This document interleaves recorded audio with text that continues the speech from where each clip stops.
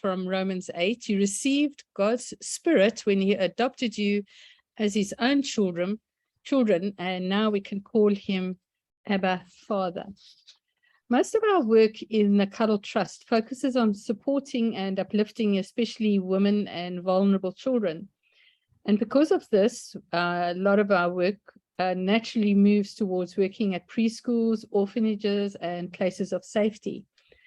And often has been the time in the past when I've shared with Lucas that, a few of those little boys or little girls have crept very deeply into my heart. And now with our involvement with Little Brinks and at Green Village, I can see the past repeating itself in the hearts of our volunteers as well.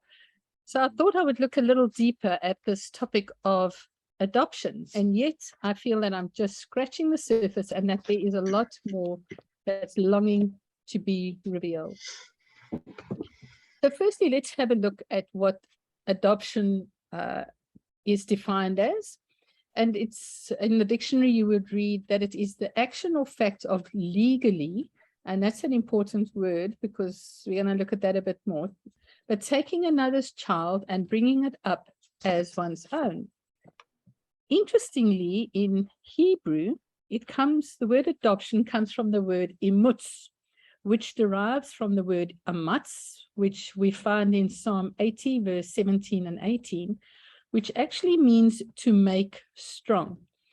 The word adoption itself is a very modern word. So it was not at all used in the Old Testament as a word itself. If you look at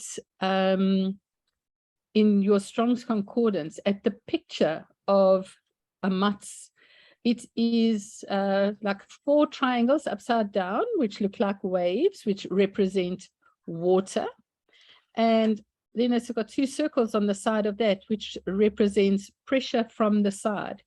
Isn't that interesting? So it's a picture of water with sides being pressed in, which also results in pressure coming from the top. And I'm hoping to show you why I really find that a very interesting concept. Even though the word adoption never appears in the Old Testament, there are many texts which do commend the compassionate care for helpless, weak, orphans. And it seems that it was naturally accepted in those days that if a parent died, the relatives would naturally bring the child into the family and kind of follow the process of adoption without going the legal route. We read the first time of adoption when God adopted or chose Israel as his son in the Old Testament, but yet it is in the New Testament that it is referred to as adoption.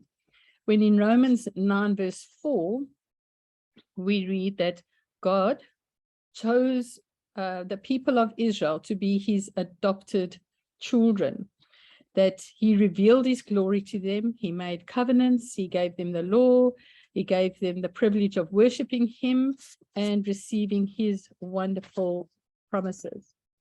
So when did God choose the people of Israel and adopt them? We read that in Exodus 4, verse 22, when Moses went to Pharaoh, and God says, "Tell Pharaoh, Israel is my firstborn son." And it would also explain why in Hosea 11, verse 1 to 10, and I've just highlighted a couple of points here. We read, "When Israel was a child, I loved him, and I called my son out of Egypt. But he rejected me. I taught Israel how to walk, leading him along by the hand, leading with ropes of kindness and love. I lifted the yoke from his neck, and I stooped myself to feed him." You can actually imagine this as a parent loving a small child and helping them walk from being a baby to through toddlerhood right up to being a young child. And then we read of how Israel rejected God and followed their own ways. But yet towards the end in verse 8 to 10, we read God saying, "How can I give you up, Israel? How can I let you go? My heart is torn within me and my compassion overflows. for someday the people will follow me. They will tremble, and I will bring them home again. And when they obey and are faithful. So this is how God himself chose to adopt a nation. And the actions that he took in just bringing the child into his home and caring for Israel as a child. We do get some other examples of adoption in the Old Testament, and we'll have a look at a few of them now. The first one was, interestingly, Moses. And again, in Acts 7, verse 21, we read, when he was exposed, that is now Moses, Pharaoh's daughter adopted him and brought him up as her own son. So the basic quick recap on the story is the Israelites in Egypt had increased to such a quantity that a Pharaoh that knew not Joseph became fearful of their strength and ordered the killing of every Hebrew son by throwing them into the river Nile.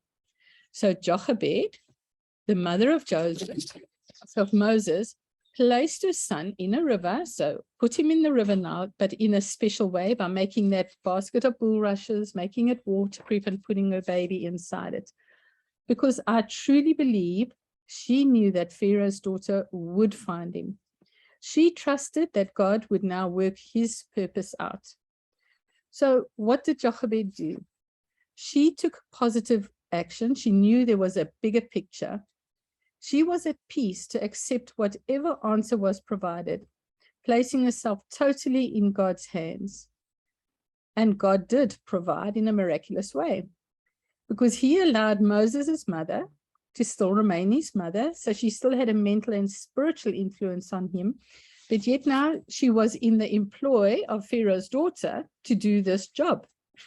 And God needed Moses at this specific moment to help with his adopted son, being the nation of Israel. So Moses became an important leader and a prophet, and he was very influential in rescuing the enslaved Israelites from Egyptian power. The next record we have of a form of adoption is with young Samuel. And we read of this in 1 Samuel chapter 1, verse 2 to 28, and 1 Samuel chapter 2, verse 18 to 26. We all remember the story that Hannah couldn't have children because we read that God had shut her womb. She was taunted by Peninnah, that was Elkanah's other wife. She was misunderstood by Elkanah, and the situation appeared absolutely hopeless. So she gave the problem to God to let him work out the solution. And we read this in 1 Samuel 1, verse 27, where she says, I asked Yahweh to give me this boy, and he has granted my request. Now I am giving him to Yahweh, and he will belong to Yahweh his whole life. And they worshipped Yahweh there. And God gave Samuel to Hannah, and Hannah still had a yearly influence on her son after she had taken him to the temple. So she could also have a mental and spiritual influence on him and carry on caring for him. Because we read in 1 Samuel 2, verse 18, Samuel, though he was only a boy, served Yahweh. He wore a linen garment like that of a priest, and each year his mother made a small coat for him and brought it to him when she came with her husband for the sacrifice. But Samuel grew taller and grew in favor with the Lord and with the people. And when was Samuel here? He was serving God in amazing ways as a prophet, and he was also the leader when Israel chose to reject God as their king and said that they preferred a physical king. The next episode of adoption that we read of is with a pretty young girl called Esther. And we read about her in Esther chapter 2, verse 7 to 11. And there we read that this man that would be Mordecai, had a very beautiful and lovely young cousin, Hadassah, who was also called Esther. When her father and mother died, Mordecai adopted her into his family and raised her as his own daughter. Esther told no one of her nationality or her family background because Mordecai had directed her not to do so. Every day, Mordecai would take a walk near the courtyard of the harem to find out how Esther was and what was happening to her. Esther was poor. She was an orphan. She was a foreigner, and she was a refugee in another country. So her story takes away absolutely any excuse we might want to find in order not to be a useful instrument in God's hands. We can see how God was able to work through Esther and bring deliverance to the Jewish people. All of this would not have been possible if it was not for Mordecai. Without the love of her adopted parents, who was constantly keeping a watchful eye on her, Esther wouldn't have been given a fair chance, and she would not have been able to save an entire Jewish race.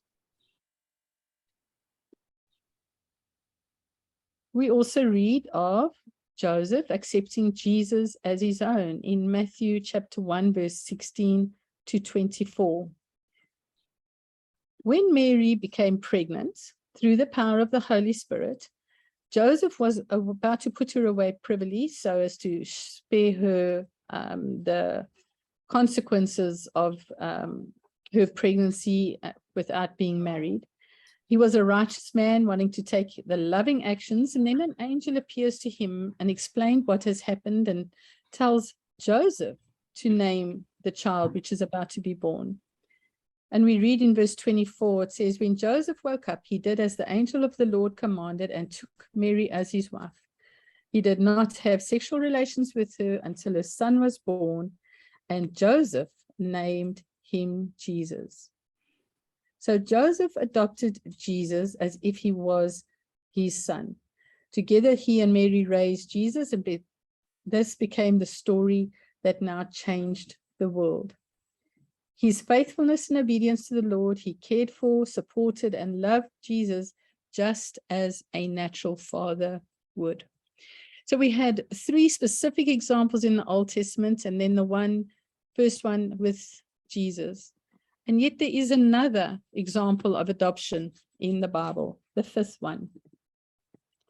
There's us.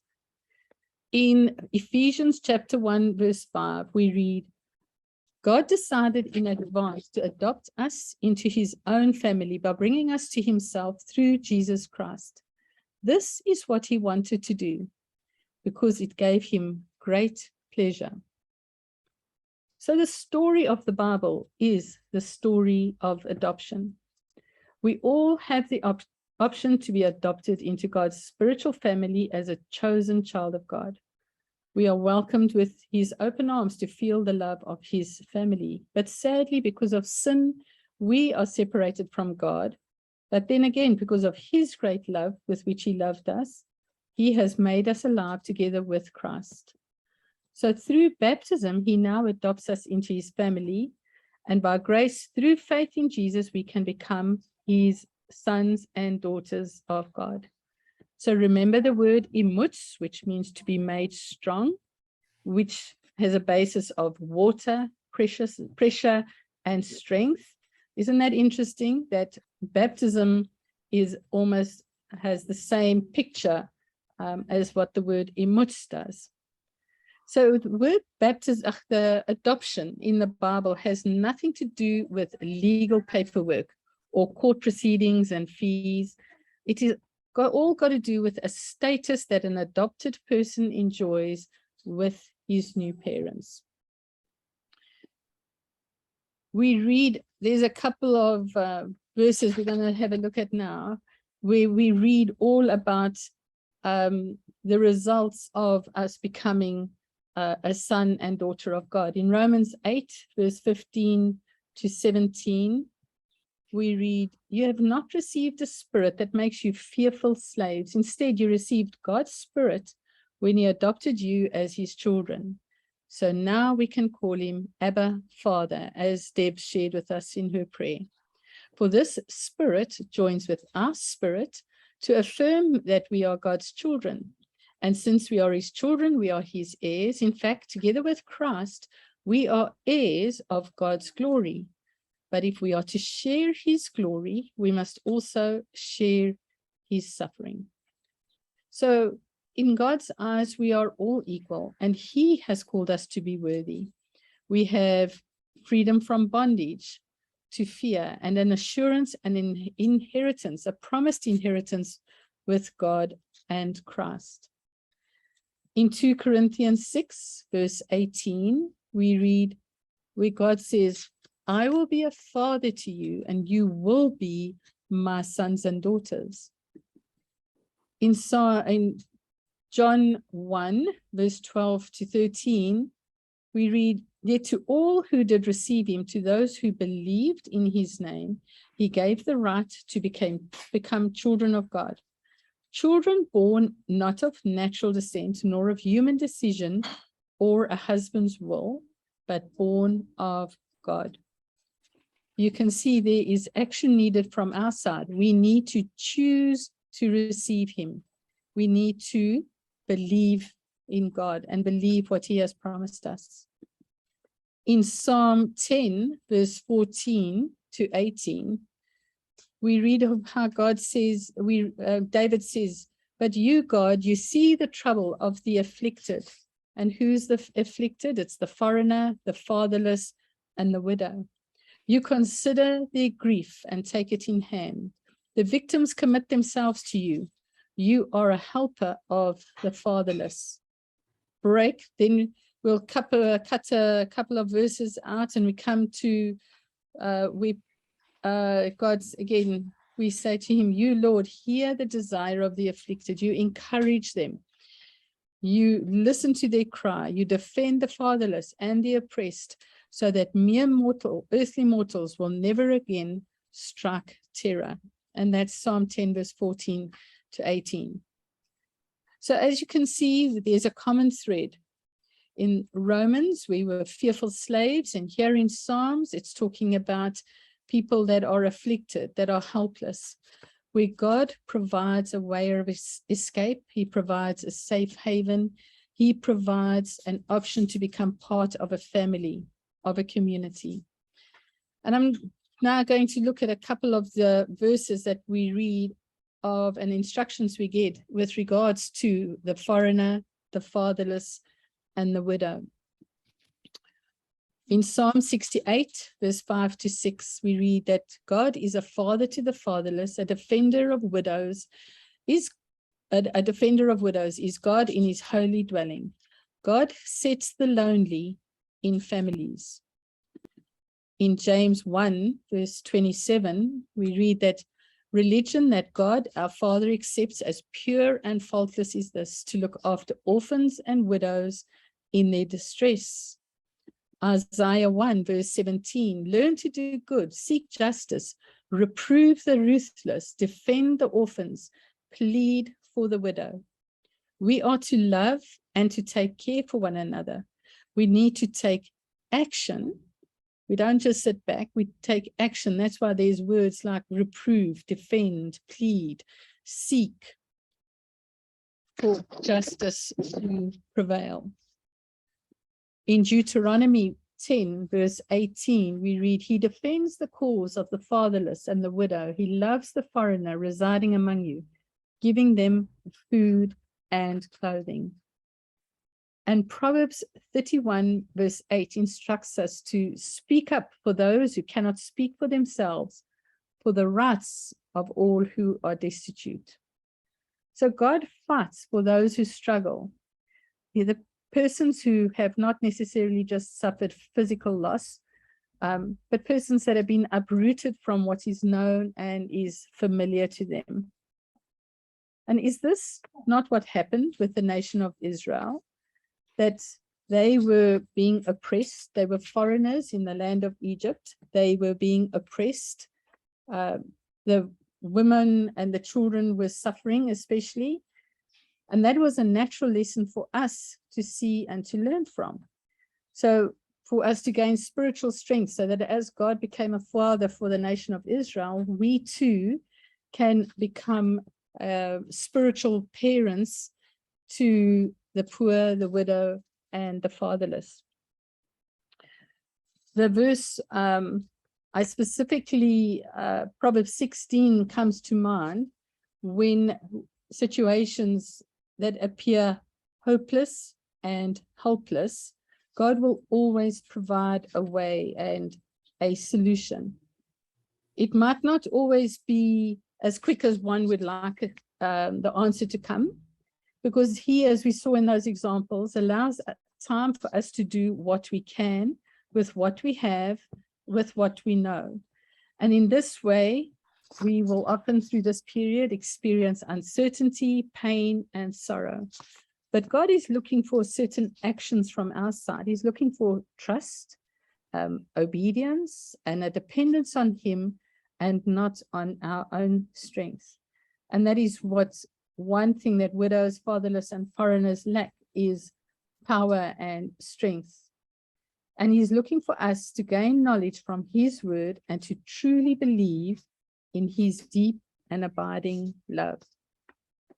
Because once we are following this route, we will truly become his sons and daughters. And in becoming his sons and daughters, as we read in Romans 8, we are led by the Spirit so that we will become heirs of his glory. But if we are to share his glory, we must also share his suffering. And then we are given, we need to have hope and to learn to wait patiently and confidently, waiting for God's timing. As adopted sons and daughters of God, we need to be separated, as we read in 2 Corinthians 6, where it says, come out from among the unbelievers and separate yourself from them. And then God will welcome us as his son and daughter. We need to expect discipline, as we read in Hebrews 12, verse 5-8, because it says there, God disciplines those he loves. And we must not give up when he corrects us, because this shows that he loves us and that we will not be viewed as illegitimate children. Because if he doesn't discipline you, then you are not his children, if you read the whole passage. And it means we are going to be out of place in the world, as we read in 1 John 3, verse 1, where we read that the world will not know or understand us. We need to keep ourselves pure by looking after the widows and the orphans. And isn't that what we read in James chapter 1, that pure religion and undefiled is this? So pure religion is by looking after the widows and the orphans, and that will put us out of place in the world, as we read in James chapter 1. And then truly we will be heirs with Jesus and of his future glory when Christ returns to establish his kingdom.